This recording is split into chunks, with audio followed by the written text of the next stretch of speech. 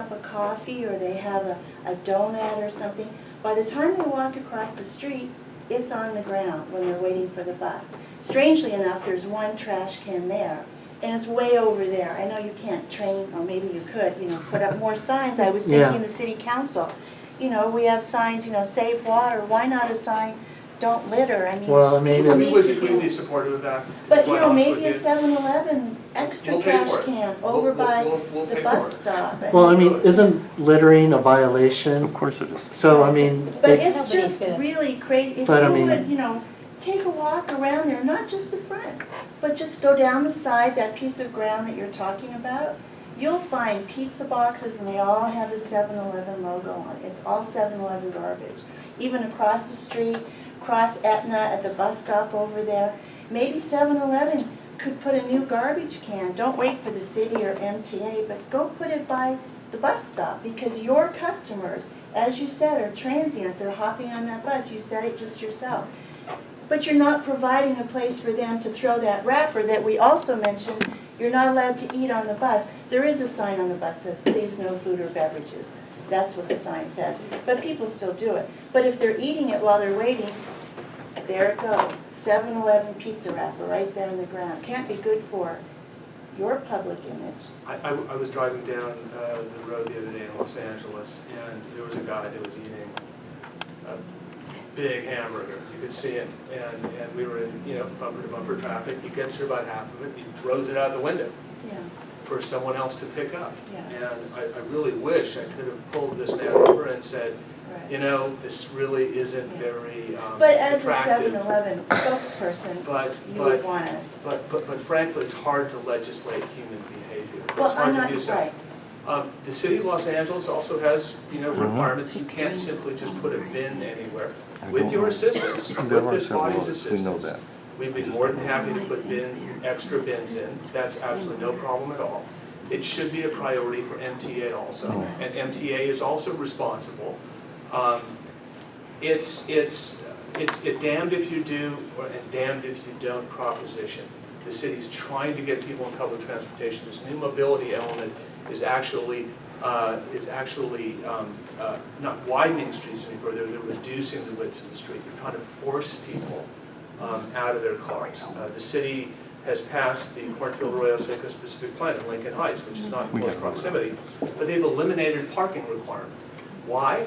They eliminated a parking requirement to make it so hard to get around and park that they have to use public transportation. They've gotten to a point where there is no choice.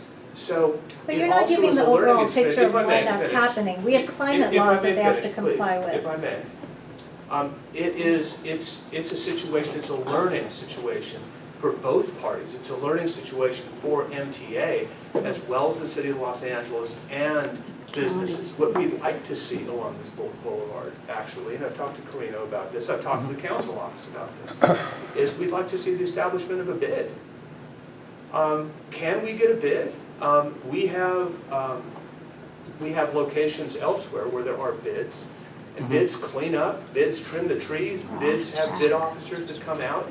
I'm It's just actually asking for phenomenal. more garbage cans. But that is a solution, is to get bids, because bids can actually do that in a very proactive manner. can we move? I know Sandy wants to say, Please do, go ahead. because she's part of NCAV, and what she's been doing within this community is I think the merchant retailer agreement as far as dealing with your organization. Yeah, my name is Sandy Logan, and I live in Van Nuys for over 25 years, I guess.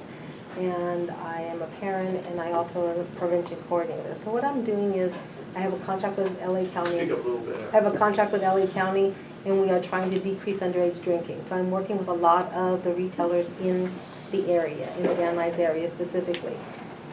One of the things, I don't have a problem against business. Believe me, I want the business to succeed and make as much money as possible. What I do want to do is protect our children, okay, and of the access of alcohol. So one of the things that I would suggest, and I mean this is just me suggesting, is how about, we talked about the hours of sales of alcohol, not starting at, 6 in the morning, doing it maybe around 10 a.m. We talked about maybe getting rid of the mini bottles, because if you're catering to a specific group of people, so So why not think about maybe they pick up a 6-pack instead of a small bottle of alcohol? You're also changing the clientele that you're coming to your store. You're not going to have as many homeless people coming to your store, or teens are looking for a little quick of alcohol, large amount of alcohol in a small percentage, large percentage of alcohol in a small bottle. How about getting rid of single cans? Those are all voluntary conditions that the 7-Eleven store can do. Also, the 7-Eleven can think about maybe putting your hard liquor behind a lock cage, behind the retailer, behind the cashier. These are all different volunteering. I'm not here to stop alcohol, and not that I have that kind of power, but I do want to make a difference in our community. We have too much alcohol. Van Nuys has a ton of outlets already, and the Orange Line, a lot of our teenagers, our kids, our early young adults are the ones that ride them the majority of the time because they don't have a car yet. So they get to hop on there from the bus, from their school, they drop off and they take off. So the majority of the people on there are kids, maybe young adults, tops. And we do have elderly people that ride it, but the majority is young adults. So one of the things that we talked about is, like the hours, or maybe getting rid of small bottles or single cans. Any of those conditions, is the owner of the store willing to make any of those voluntary conditions? Yes, absolutely. We are willing to, enter into that discussion. Certainly 12 and 16-ounce cans of alcohol or something that we will stop selling. That's going to be voluntary on our behalf. You have to be sensitive to the fact that people use public transportation that are actually good people and actually do consume alcohol just as I do. I have a glass of wine after work. And they will purchase a bottle of wine, or they will purchase a beverage, and they will take it home and drink it in a responsible manner. The difference between a bottle of wine and a shot, your clientele is different. If I may, we understand, and we're willing to discuss all those matters. Certainly, we want to be, we're part of this community. We understand that. We want this business to be accepted by the community. The single sale of alcohol beverage, the 12 and 16 ounce, and even if we could preclude the 40 ounce, but with respect to the ridership, with respect to individuals who actually use public transportation, one of the unique aspects is that, as I mentioned, they can't carry very much. They're carrying generally a briefcase, or they're carrying a backpack, and so it's really one bag. So oftentimes we have people that will purchase a 24-ounce beverage instead of a 6-pack, because a 6-pack or 12-pack is quite heavy to carry home. It's a reality. And we have to be able to provide, as a society, we also have to be able to provide goods which are oriented toward transit riders. So we're more than willing to enter into that discussion. Regarding the hours of operation, there's no reason we have to be open until 2 o'clock. We don't have a parking lot. We have very limited on-street parking. We don't get any business that time of day. And so to roll it back, absolutely. We don't have an issue with that. But we'd like to roll it back to midnight, actually. Because there is going to be an increase in buses, which actually run up and down Van Nuys Boulevard. And there are going to be changes, as was actually pointed out in the planning summit, which was actually brilliant. And some of you were here, so I recognize some of the faces. But, we're willing to do some of these things, absolutely. Is there a camera on the long of that little strip of land? There is currently, and if you guys want to see a more high-definition camera or 2 cameras, we'd be more than willing to provide those to you also. Before we move on, Penny and Maddie, we just need to move along. I just have one question. The owner of this property, does he have any other liquor stores within the Van Nuys area? And if so, where are they? Does he have one at Victory and Silmar? There's a 7-Eleven on Pacoima, I believe. That he owns? That he owns. But other than that, I'm not aware. And what is his name? His name is Shaukat Hussain. One of the things I'd also like to point out is an individual who purchases alcohol on behalf of a minor is subject to imprisonment. This is not taken very lightly by the Los Angeles Police Department or the District Attorney's Office. You know, they handle this very, very severely because, you know, these are the individuals that are providing the alcohol to kids. Most people, most children today get their alcohol from their parents. I'm going to be quite honest with you. Partially. And so it is up to the parent to act more responsibly also. Partially that is correct, because parents aren't manning their alcohol and drugs at home, meaning like prescription drugs, okay? But the majority of the kids are getting it from older siblings that are sending them in to stores to buy alcohol, or they have an older friend, or they meet somebody at an alcohol station outside in the parking lot and go, hey, you know what, I'll give you $20 if you buy me something, you can keep the change, or buy two of. One of the things I talk about to my retailers is, you know, if you have this homeless person that comes in, and they come in and they always buy a small can of, you know, Budweiser. All of a sudden they come in with $20 now, and they're buying a 12-pack or an 18-pack of beer. There's something wrong here. Because that homeless person all of a sudden didn't come across all this money. If his routine is to buy one can of beer every day, and all of a sudden he's buying, you know, Coronas or a bottle of, you know, brandy or whatever it is, there's something going on there. And their responsibility is, if they have any idea or any feeling that they think this alcohol is going to a minor, they are not to sell that alcohol. They're not even to sell alcohol. If I come in with my daughter, and my daughter tells this person, hey, my mom has a problem with alcohol, please don't sell her any more alcohol because she's a drunk and she just gets violent, she goes crazy, then that retailer cannot sell me alcohol anymore by the law. It says that. So, because she's been told, the retailer's been told that I have a problem with alcohol. And I can walk in sober as can be, and they can still say, no, I can't do that. So, my concern, honestly, is that Penny has stated there's a lot of homeless people around the area, a lot of evidence of the alcohol, you know, rubbish that's left over. So that tells me that the kids already know that. They know that they have homeless people in the area that they can address, that they can make a couple bucks, buy whatever alcohol they want, and continue on with their day. So what can we do to protect that? One's changing the times, making sure the camera's out there, making sure that we have more, less powerful alcohol in small amount, cheap alcohol, better said, because the kids only have a couple bucks, $3, $4. They come together, they can buy themselves a couple beer, be happy for a couple minutes, and have a good time. So they're not the ones that are buying the bottle of wine like you had suggested earlier, that's gonna spend $5, $7, $10, $20, $30 on a bottle of wine and go home and have a nice dinner. They're not thinking that way. So the clientele changes right there. You coming in to buy a bottle of alcohol, a nice bottle of wine to go with your dinner, come in once a week, buy a nice bottle of wine. Every 2 days, buy a nice bottle of wine.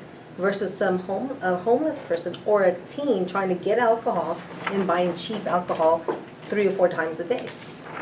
You know, that whole story changes. And I need to address this. Sure, no problem. After you do, And then I'll we get gotta to move on. Maddie, and then we just need to move on. The vast majority, and I want to be respectful of these people that have other projects and other presentations also, but the vast majority of people that go in there and purchase alcohol do so in a responsible fashion. And it is extremely important to the city of Los Angeles, it's consistent with these transit-oriented plans, it's consistent with the mobility element, to provide the same products and services to transit riders as those individuals that are driving cars. That situation is not limited to this site. There's homeless people up and down the boulevard. There are homeless people everywhere. I mean, I won't go into what I'm doing about it personally, but I'm involved in organizations that help out the homeless also, and so I'm aware of this problem. Supermarkets have many of the same issues. Everywhere. You know, it's But this business is a 7-Eleven. If they trace this problem, 7-Eleven traces this problem. If 7-Eleven is held responsible, if this franchisee is held responsible, and it's easily done, he can have his entire franchise revoked. Right. He can have his franchise license revoked, which would be the death blow. It's $500,000 is his minimum investment that he has put into the business already. So we're interested in restrictions. We're interested in the cameras. We want to put cameras in. We want to become part of the solution. If you have any pull and you can begin to create an opportunity for us to put in more garbage cans, we'd be more than happy to pay for those and do that. But it has to be a partnership with MTA. We are not just the villain. It is a situation where these homeless individuals are not being run out of town by the police also, because they're short-staffed. Okay, I need to interject because we're running into areas that I need to speak about, Certainly, and go ahead. I'm not being allowed to speak. We're in a weird transition area between past and future. Everything that you've referenced so far, the mobility plan, the city ordinances and whatnot, those are driven by climate laws. So we don't just have alcohol laws, we have climate laws. One of them was passed in 2006, one of them was passed in 2008. We have a sustainable community strategy at the statewide level that the city of LA has been grossly behind. And what they're trying to do with the 7-Eleven is build a business towards where California is going. The reduction of autocentricity, the expediting of transit mobility, and living around transit designated hubs. So they're the future, they're what's coming, that's why we don't have parking. What I want to just wrap up with you about is you're missing a core element of why your business is very key to this corridor. One, you're facilitating the reduction of greenhouse gas emissions, which comports to AB 32 and SB 375 Sustainable Community Strategy. We do not just have alcohol laws, we have climate laws. And you can contact Climate Registry to help you actually get accounting for the carbon emission reduction that you are facilitating in this area. And that is worth something to you. That's a tangible revenue generator for your business owner. I'd like to learn more about that. I'm absolutely willing to talk to you offline because we've taken too much time. Two, I'm working on creating an eco-district along this corridor where the Great Street's going to be. It would be complementary to a bid, and I'd like to talk to you about that as well. So I commend you. You're in a really tough spot between the past and the future because, quite frankly, they've passed these laws without educating the community. The community is the end user not understanding what's happening left and right. And the city of LA and the county of LA, with their climate action plan, has just been so grossly negligent in informing and empowering the community. It puts both the community in a bad spot, it puts neighborhood councils in a bad spot, and it puts businesses in a bad spot. But you have to comport to the reduction of greenhouse gas emissions, and that's also a law you have to balance with safety. The goal of the Great Streets Initiative is safety. And that message is getting lost, not by anyone in this room. I'm just saying the city has just been very negligent in what the Great Streets Initiative is about. It's about safety, and you're an anchor in that effort. And I'd love to partner with you and talk some more offline. I would welcome that. But Okay, let's try to end this. Michael, would you be willing to talk to Sandy as far as, and also Maddie and with Kabunic, with CPAC, just to have a level of communication to find sort of a common ground? Sure, absolutely. Yeah, and I think that's, I mean, after hearing all this, I think that maybe the next step is to go with Sandy, because I don't know, is Paul Anand part of the merchant? Yes, he's part of 7-Eleven. Well, Okay, well, so but is he, he's a merchant. has he retailer. adhered to your, Your board member? yes, No, I don't do the 7-Elevens. Oh, yeah. I'm doing the mom and pops. The 7-Elevens, that's one that I told you the last time. The 7-Elevens really have a good format. They have a great reputation. My concern, they do their own in-house policies, in-house, reviews Okay. and training. So you stuff. don't really bother with them as Not the much? 7-Eleven, but my concern with him is just a matter of if we can negotiate just trimming down some of the excess alcohol. So like we talked about the hours, which you're willing to do, Yeah. and getting rid of some of the single cans, which you're willing to do.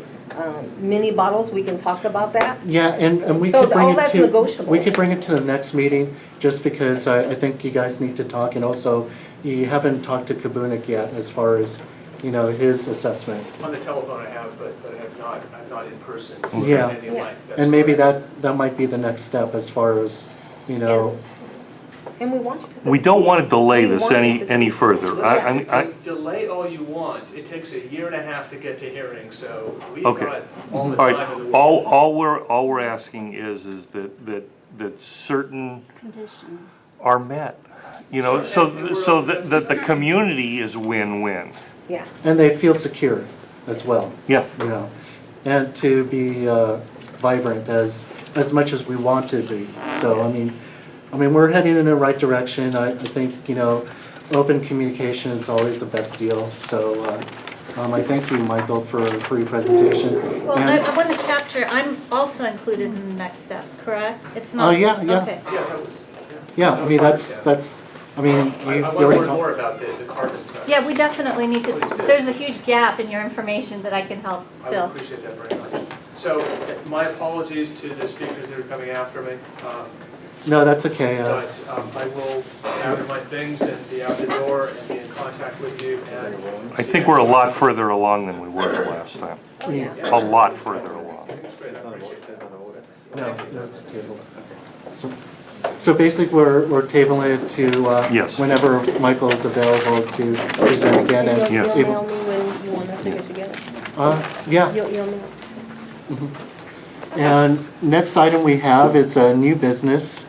Item 6A, it's 6001 Van Nuys Boulevard. It's a change of use.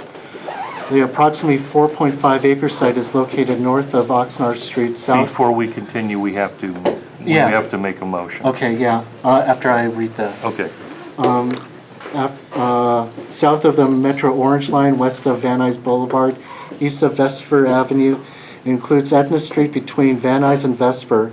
The existing automobile showroom is related uses are proposed to be demolished and the site redeveloped with a retail residential mixed-use project, including 17,000 square feet of local serving retail use and 384 residents. Just over 1 acre of open space will be provided for residents, and parking for residents and patrons of the retail uses will be provided in excess of Los Angeles Municipal Code requirements. Case number, there's no case number yet, and it's presented by Brad Rosenheim, and Associates. Okay, Brad, you're up. Before we Oh, continue. and before we continue, we have to make an amendment, because one of the things is I misidentified the address. So I would try to amend that from the initial agenda, instead of 5956, it would Or 5949. 49. Incorrect, it should be 6001. I second. Okay, We have to vote okay. for the amendment. Okay, Okay, yeah, you ready to want to take the vote, John? Okay. Chair, I don't really have a list, why did you? That's okay. If I could take it, I'll just, how did we go? Okay. Chairman De La Cuesta, yes, Assistant Chairman Mark, Yes. Ms. Meyer, Yes. Mr. Hendry, aye, Mr. Benjamin, Yes? Ms. Schertzer, Yes. Okay. passes. All right. okay, thank you. And Brad, you're, Now you're up, Brad. Well, thank you very much. As Colonel said, my name is Brad Rosen. I'm here today on behalf of the Rodriguez family. Gary Rodriguez is here and Tony Rodriguez. I'm not going to say they're brothers. So the site, as was described, is roughly 4.5 acres. It runs between the Metro Orange Line and Oxnard Street and Van Nuys Boulevard on the east and Vesper on the west. The site is really composed of two components. We have, on the southern portion, is the 2.7 acres that has been commonly used for automobile dealership for many, many years. The Rodriguez family has owned this portion of the site for roughly 35 years. The northern portion is about 1.3 acres and was purchased by the Rodriguez family after the Salvation Army sold the property about 9 years ago. So that's the site. As many of you probably know, the property is zoned CM, which allows for a myriad of uses, including retail uses, self-storage uses, residential uses, office uses. It's a very broad zone and is consistent with the zoning pattern across the valley for when the Southern Pacific Railroad ran through here and supplied the industrial uses along the railroad right-of-way. So that's sort of a remnant of the old zoning pattern that the city had for many, many years. As most of you know, Keys occupied this site for the last several years. They also occupied the northern portion, a smaller portion, and stored automobiles there as well. Keys has moved out to the property immediately to the south. You know that they've redeveloped that and have located their new Chevy dealership there. And the site is generally vacant, although there is some use, I think, on a temporary basis. So the Rodriguez family has decided to pursue the design, build, and operation of a mixed-use project on the site. As was just discussed, it's a transit-oriented development, it's a transit-oriented site. As you all know, this is the Orange Line station at Van Nuys Boulevard. It's very heavily utilized. As you also know, there's a lot of discussion. Right now, there's a lot of transit use on Van Nuys Boulevard north-south, and there's some very serious discussion right now about the next level of transit opportunity along the north-south corridor of Van Nuys Boulevard. And it will be converted to something more aggressive, whether it's another Orange Line type of facility or trolley facility. That, I think, is the debate that's going on right now. But what this site does provide for is an